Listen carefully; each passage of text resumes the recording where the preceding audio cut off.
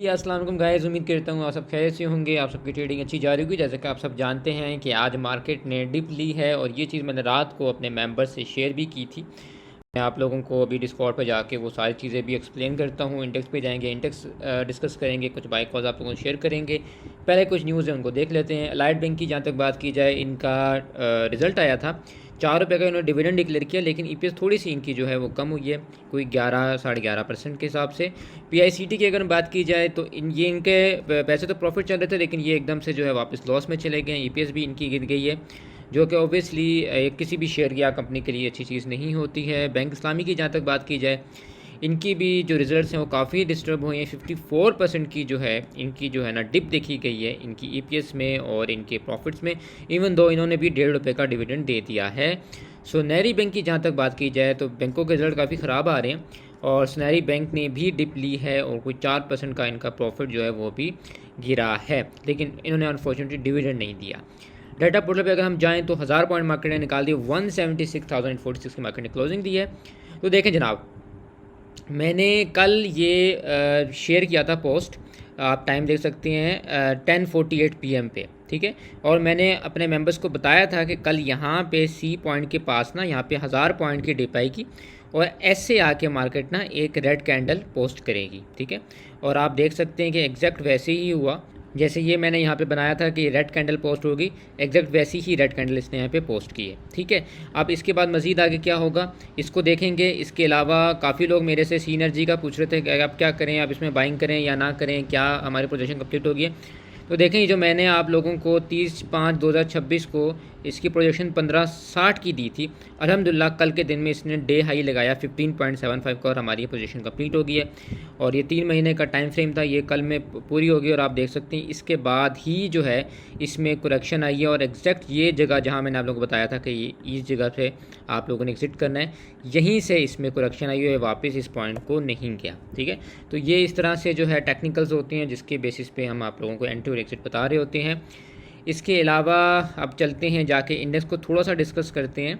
Index की बात है तो पहले तो मैं आपको थोड़ा सा बड़ा टाइम फ्रेम पे बता दूं कि ये जो है ठीक हो गया, ये एग्जैक्ट रेड कैंडल आ गई। इसने क्या किया, इसने आके लो एक जो है वो लगा के ऊपर आके क्लोजिंग दे दी, ठीक है।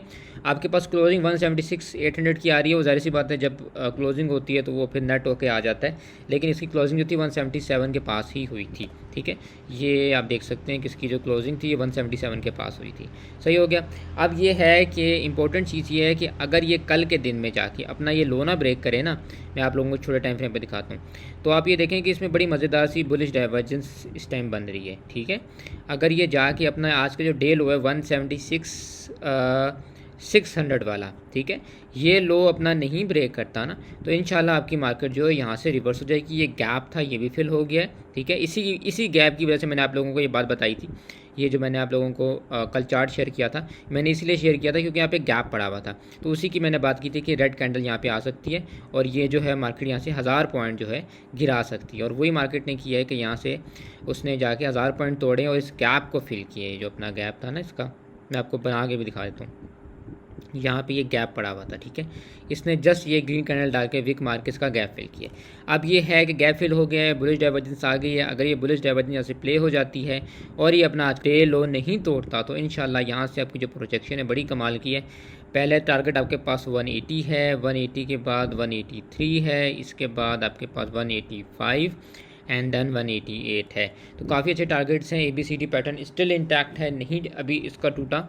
हाँ, अगर इसने जाकर कल 176 का लो जो है जहाँ पे इसने आज डे लो अपना पोस्ट किया उसको ब्रेक कर दिया, तो फिर डेफिनेटली ये पैटर्न आपका सिंक हो जाएगा। इसके बाद नेक्स्ट जो आपके पास सपोर्ट आएगी वो 173 की बनेगी। फिर 173 से हम देखेंगे कोई पैटर्न बन रहा है या रिवर्सल बन रहा है तो ठीक है, ठीक है। लेकिन अभी फ़िलहाल जो है कोई मसले की बात नहीं है। अगर ये डे लो इंटैक्ट रहता है तो इंशाल्लाह आपकी मार्केट कहीं नहीं जा रही।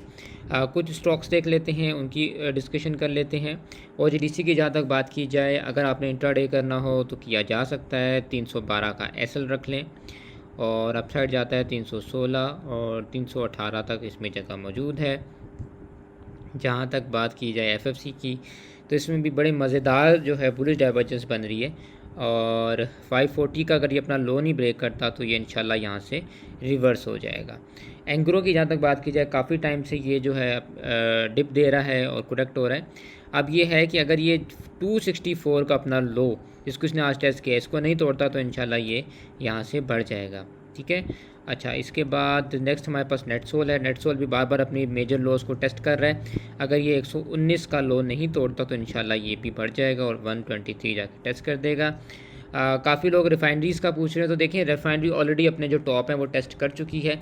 आप जिस तरह NRL देख लें कि NRL अभी यहाँ से अपसाइड गया था लेकिन वापस इसमें रिजेक्शन आ गई, ठीक है। तो इसी तरह सिनर्जी के साथ है, इसी तरह ATRL के साथ है। आप लोग जो SL नहीं लगाते ना हज़रात, कि आप लोग काइंडली इन स्टॉक्स में ना जाएँ क्योंकि आप टॉप पे फंस जाएंगे। आप फिर OGDC में जाएँ, FFC में जाएँ, ऐसे स्टॉक में जाएँ जो सेफ स्टॉक्स हैं, जो इसी तरह किसी न्यूज़ पे नहीं चल रहे होते। देखिए ना ब्राउन फील्ड पे ये सारे मूव दे रहे हैं ना, उसकी भी क्या सारी पॉलिसी और सब है वो भी मैंने आप लोगों से PSX प्रीमियम फंडामेंटल्स में डिस्कस किया हुआ है, ठीक है। अगर आप लोग डिस्कॉर्ड मेंबर हैं हमारे तो आप ये देख सकते हैं, ये जो PSX प्रीमियम फंडामेंटल्स होता है इसके अंदर हम सारे फंडामेंटल डाटा डिस्कस कर रहे होते हैं, ठीक है।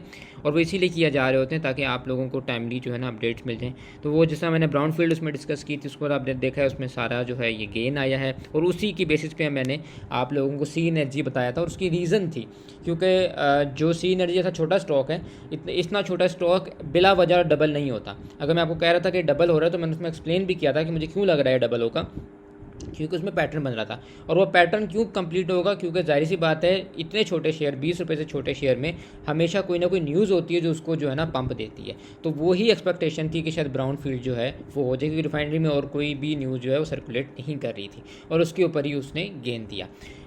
स्टिल आप लोगों ने कोई चीज़ पूछनी हो, कोई आप लोगों के एनालिसिस हो तो डिस्कॉर्ड पर आप कर सकते हैं, मैं लिंक अटैच कर दूंगा। मिलते हैं आपसे नेक्स्ट वीडियो में, तब तक take care and good bye.